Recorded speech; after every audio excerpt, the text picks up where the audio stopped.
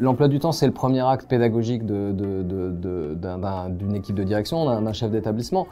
Si on veut que les adultes s'occupent bien des élèves, il faut qu'on s'occupe bien des adultes. Donc on ne peut pas sacrifier le confort des adultes. Et en même temps, à un moment donné, il faut aussi que les élèves puissent être dans des conditions d'études qui soient favorables.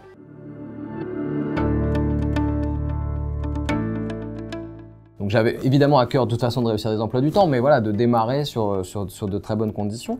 J'avais l'impression de maîtriser un peu mon sujet, tout en enfin c'est toujours quelque chose d'assez difficile.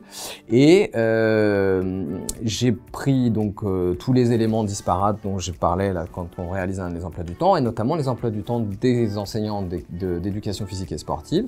La coordinatrice m'avait donné les emplois du temps au mois de juillet, que j'ai rentré dans le logiciel. Donc là tout ça fonctionnait.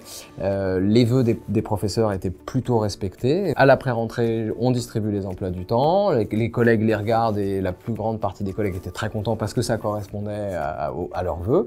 Et puis, à la fin de la réunion, les professeurs de PS viennent me voir et me disent il y a une coquille, là vous avez posé des heures où c'est pas possible, on n'a pas d'installation sportive. Alors, grand moment de solitude, blessure narcissique, parce qu'on est super content, puis on voit des sourires, puis des gens qui viennent dire merci. Puis un bon tunnel de travail pour recommencer.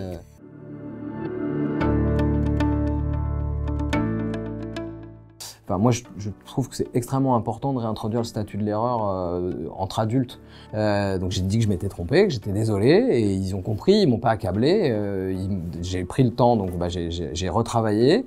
Voilà, ça a été difficile, et en même temps, ma collègue était quand même aussi très bienveillante, savait que ça pouvait arriver, et puis vraiment, c'est une erreur de bonne foi, quoi.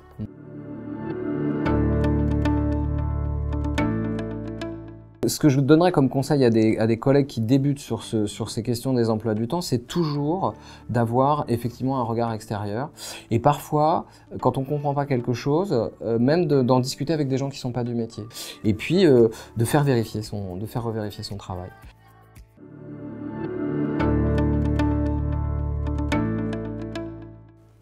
C'est une vraie bonne question. Si je devais donner un seul conseil au chef d'établissement que j'étais il y a 10 ans, c'est de partager ses inquiétudes, en tout cas, et de ne pas rester seul face à ces difficultés, quoi.